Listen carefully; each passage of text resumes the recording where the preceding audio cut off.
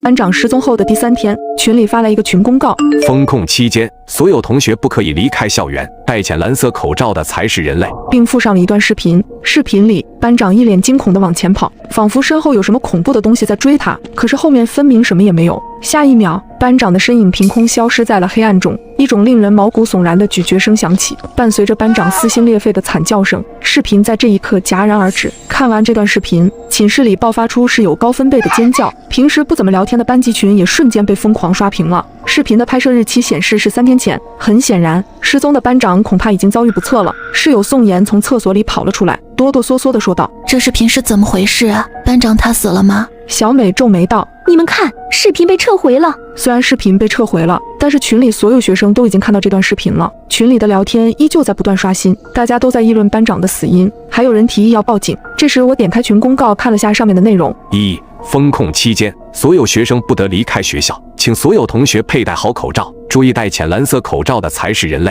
2. 校园广播拥有绝对命令，请遵守广播里的话。3. 寝室绝大多数是安全的，除非你的室友开始谈论一些你听不懂的话。4. 寝室楼没有电梯。5. 9点之后不要在宿舍内照镜子。6. 如果发现室友趴在桌子上睡觉，一定要叫醒他。7. 小心那些黑暗中的生物。8.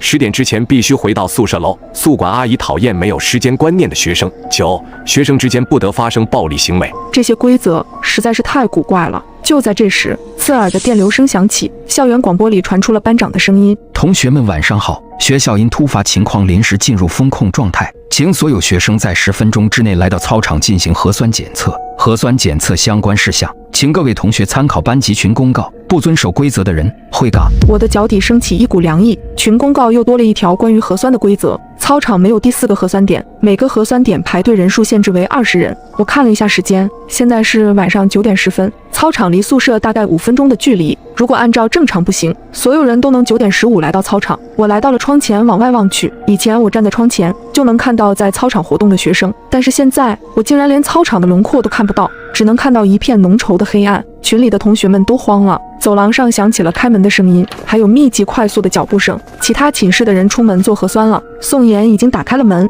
扭过头疑惑地看着我：“酱汁，快点啊！”小美也在催促我。我突然愣了一下，刚刚我分明听到了一个声音，笑声。我强压下内心的异样，走出了房门。突然前面一个寝室门开了，3个女孩子手挽着手走了出来。这几张年轻的面孔我有些眼熟，每天都能看见，但却从未打过招呼。她们看见我们，对我们笑了一下，但我却隐约觉得哪里有一丝怪异，具体是哪里奇怪，我却一下子想不起来。宋妍是个社牛，这一层寝室的人她几乎都认识。她刚想走上前和他们说几句话，我猛地扯住了宋妍的手臂，冷汗从我额头滑落，我几乎是从喉咙里挤出了那句话：“你们还记得我们寝室里的门是向外推开的吗？”我当然记得啊，为什么突然说这个？这时小美脸色难看的压低声音说道：“白痴，你没发现他们刚刚是朝里拉开的门吗？”那3个女孩还站在我们前面不远处，微笑地看着我们。她们从刚刚开始就没有眨过眼睛，一直在直勾勾地看着我们。快点走啊，不然要赶不上核酸了。3个女孩异口同声地说道，除了声音不一样之外，音调竟然出奇的一致。这下连迟钝的宋妍都开始觉得不对劲了，她颤巍巍地说道：“他们是怎么回事？请小心那些黑暗中的生物。”我低声说出了这条规则。3个女孩的身后是无边无际的黑暗，而且她们似乎没有影子。注意到这点之后，我的后背窜起一股冷意。其中一个女孩看着我们缓缓说道：“你们怎么不走了？”她的嘴角翘起一个夸张的弧度。怎么办？宋妍快要哭出来了。小美抓紧了我的手，等不到我们的回答，女孩们开始慢慢朝我们靠近。她们3个人走路的姿势，甚至迈开的步伐，全都丝毫不差。随着我们之间距离的缩短，女孩们脸上的笑容越发明显，眼角夸张的上扬着。可是我们身后已经没有退路，只有一面墙壁和镜子，唯一可以躲藏的地方是寝室。我用力的回想，冷静点，酱汁，一定有什么被你忽略掉的细节，想起来，快点想起来。我快速扫了2侧的寝室门。小美焦急道：“快点，我们快回寝室！”我被小美往寝室的方向拽去。我低头看了一眼她的手，脑子里突然闪过一个细节。就在小美打开寝室门让我们快进去的时候，我一下子推开了小美，猛地拽上宋妍的手，往镜子前撞去。酱汁，你疯了？那是镜子啊！宋妍大叫。就在我们要撞上镜子的那一刻，周遭的场景倏然变化，我们回到了寝室内。宋妍大口喘着粗气，惊魂未定地看着我说道：“怎么回事？你不是带着我往镜子里照吗？我们怎么又回到寝室了？小美奇怪地看着我们，似乎不理解我们为什么这么恐惧。你们刚刚是怎么了？我喊你们走，你们却像中邪了一样站在那里一动不动。宋妍听到小美的话，彻底傻眼了。我快速地解释道：还记得那条规则，9点之后不能照镜子吗？但群公告发布的时间是9点10分。宋妍，你当时是不是在厕所里照镜子？对，我当时确实在，所以我们违反了规则。寝室的门开的方式是相反的，寝室两侧的门牌号也是倒着的。小美抓着我的手的时候，我看到了她手上的痣，她的痣是在左手上，可是她抓着我的是右手，所以我推测这个小美不是真的。我们之前是在镜子里面。就在这时，校园广播再次响起，请所有还未做核酸的同学立刻到学校操场进行核酸。我暗道不好，现在是晚上9点15，我们离核酸剩余的时间只剩下5分钟了。我们用最快的速度跑到了学校操场，操场上早就排起了长队，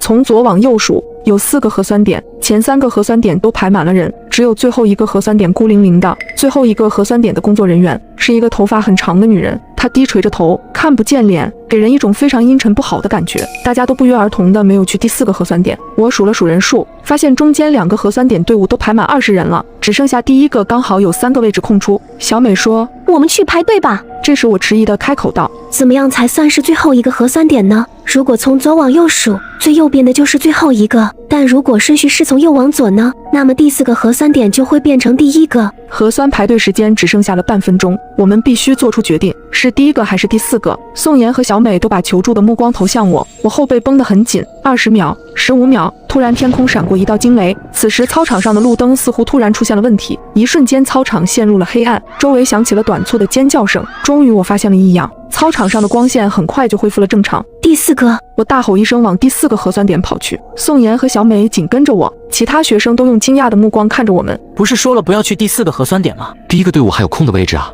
你们不觉得第4个核酸点的那个工作人员长得怪吓人的吗？人群里发出了好心的提醒声，我没有理会他们。最后1秒，我们3个站在了第4个核酸队伍里，近距离面对这个女人，我整个身体都止不住的在颤抖。女人的头发仿佛很久没有梳过一般，我感觉到了一股难以言喻的恐惧，甚至觉得是不是一开始的决定是错误的。张开嘴巴。女人的声音格外嘶哑难听，我胆战心惊地张开了嘴巴。好在核酸的过程非常顺利，我刚要离开的时候，女人却突然用力地抓住了我的手，眼睛目不转睛地看着我，我的心脏跳得飞快。下一秒，她松开了我的手，我的掌心里多了一张纸条。下一个。女人再次低垂下了头。我们顺利做完了核酸，我小心翼翼地展开了纸条，纸条上写着：你其中一个室友是假的，小心他，切记他早已被感染。我后背一阵发冷，我扭过头看着身后站着的2个室友，陷入了沉思。宋妍好奇的小声问我：酱汁，你怎么知道这才是正确的核酸点？我的眼神移向了第1个核酸点，解释道：还记得刚刚操场短暂的停电吗？那时候操场短暂的停电之后，我看不清所有人的脸，但唯独只有1个人的脸却是能看清的。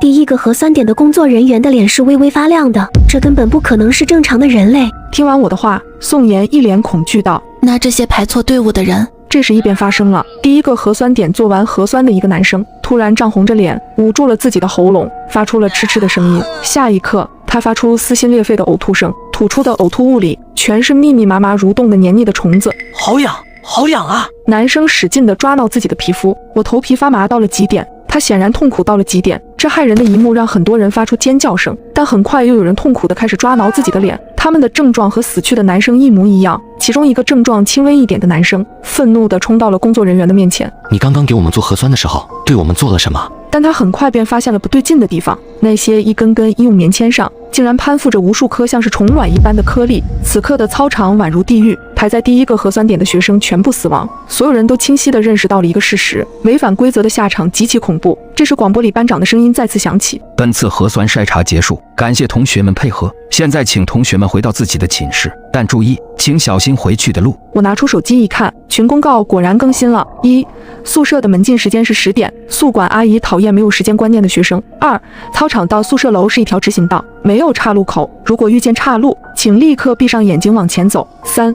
不要抬头看路灯。4. 如果听到身后有人喊你的名字，请不要回头。5. 戴浅蓝色口罩的才是人类。6. 学校的保安穿着黑色工作服，如果你在路上遇见穿着红色工作服的保安，请立刻找一个安全地方躲藏起来。7. 学校里没有小猫，请不要相信猫。手机上显示的时间是晚上9点40，这一段路程只有5分钟的距离，我们却走得异常小心谨慎。这时我突然听到宋妍惊叫一声：“你们快看，路灯上面那是什么东西？”小美下意识的就要抬起头，却被我死死的按住了。我额头满是冷汗，压低声音说道：“不能抬头看路灯。”小美这才反应过来，我们压根不敢抬头往路灯上看。这时我感觉到宋妍缓缓凑到我耳朵边上，用一种拖得很长的极为怪异的声调说道：“怎么不看路灯上面啊？”我扭过头，看到宋妍瞪着眼睛，用力的抬头往上看。你看，我们明明都被挂在上面啊！我不自觉地打了一个冷战，想要缓缓抬头，下一秒，我的肩膀被人重重地拍了一下，是宋妍。她焦急地说道：“你们刚刚整整站在原地不动了5分钟，我使劲摇晃，你们都没反应。”我却一阵后怕，差一点我就要抬头看路灯了。我刚要继续往前走，前方出现了一个岔路口，操场到宿舍楼是一个直行道，没有岔路口，2条岔路仿佛通往无边无际的黑暗，看不到尽头。赶紧闭上眼。说完，我闭上了眼睛，靠着感觉往前走。也不知道走了多久，我听到小美喊道：“我们到宿舍楼了，你们可以睁开眼睛了。”我刚要睁开眼睛，却意识到不对劲，我们周围还有很多人跟着我们一块往宿舍楼走。要是真的到宿舍楼门口了，我肯定能听见进出宿舍的机器刷脸成功的提示声，但此刻周围死一般的寂静。真到了，真到了，酱汁，咱赶紧进去吧，这马上就要10点了。宋妍和小美都在焦急地催促我，我则没有理会他们，继续往前走。酱汁，你要走到哪里去？为什么你还要往前走？我听到他们大喊：“酱汁，停下来，睁开眼睛吧，酱汁。”刚开始，他们的声音还能维持正常的属于人类的声调，但随着我越往前走，那声音里夹杂着的恶意就喷涌而出。又走了不知道多久，我终于听到了其他人的脚步声，还有说话声。这一刻，我知道我回到正常的路上来了。我猛喘一口气，睁开了眼睛，宋妍和小美都在我身边，我这才微微放松了下来。这时我听到了一声猫叫声，是从旁边的草丛里传来的。学校里没有猫，请不要相信小猫。我牢记这个规则，但脑海里却有一个蛊惑的声音在告诉我：去摸摸小猫吧，谁能拒绝小猫呢？我无法控制地往草丛里走去。这时一个女生比我更快一步走到草丛里，下一秒她的身影消失在了草丛里。草丛里是死一般的寂静，很快女生的脑袋从里头探了出来，我一阵汗毛直竖。女生的脑袋出现在了一个猫的身体上面，对着我发出尖细的猫叫声。我心脏直跳不忍地移开视线，我的余光瞥见了一抹红色。小美不知道什么时候竟然戴上了一个红色的口罩，戴浅蓝色口罩的才是人类。宋妍也发现了不对劲，她哆哆嗦嗦地说道：“小美，你的口罩。”小美愣了愣，她低下头看了眼自己口罩的颜色，喃喃自语道：“什么时候？我忘记了，好像是刚刚有人说要和我换口罩，我就给他了。”小美说着说着，声调却逐渐变得阴冷下来。她去撕扯自己的口罩，但口罩像牢牢地吸在她的脸上一般，怎么也扯不下来。终于我听到了一丝皮肉分离的声音，口罩被小美硬生生地扯了下来。她把口罩递到我面前，阴冷冷地问道：“要和我换口罩吗？”我瞳孔骤然一缩，她手上抓着的哪是口罩，分明就是她的脸皮。我心跳陡然激增。小美，小美摸了摸自己的脸，她又抬头望了眼宿舍楼的方向，最后我听到她发出了一声长叹：“回不去了啊，酱汁，我们一开始就忘记了一件事情。”小美突然靠近我，她用尽最后的力气凑在我耳边说道：“我都想起来了，小心宋妍。”我一下子愣住了，下一秒，小美跌跌撞撞地往操场那头跑去。我想要去追，却被宋妍拉住了。她颤抖着说道：“来不及了，只剩下1分钟了，小美她没救了。”我看着宋妍，小美说的那句话却像刀子一样扎在我脑子里：“小心宋妍。”